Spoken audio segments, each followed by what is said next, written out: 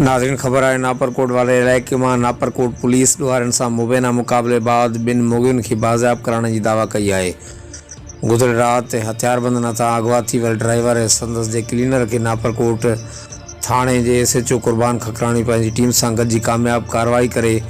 ॾोहारनि सां मुक़ाबिलो करे ड्राइवर ऐं क्लीनर खे 15 कलाकनि अंदरि बाज़ियाब करण जी दावा कई। हिन मौक़े ते नापरकोट थाणे जे SHO कुर्बान खखराणी ॿुधायो त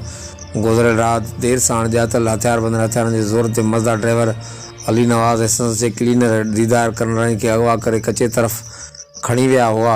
जंहिंजो इतला बरवक़्तु नापरकोट पुलिस खे मिलियो त SHO नापरकोट कुर्बान खखराणी पंहिंजी स्पेशल टीम साण करे ॾोहारनि जे पुठियां रवानो थी वियो। SHO नापरकोट कुर्बान खखराणी जो चवणु हो त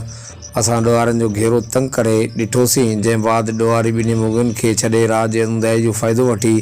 फ़रार थी वञण में कामयाब थी विया ऐं ॿई मुगी ड्राइवर अली नवाज़ ऐं क्लीनर दीदार कराणी खे बाज़ियाब कराए वरितो आहे। हर वक़्तु आगाहण लाइ ॾिसंदा रहो JTN वेब न्यूज़ नापरकोट।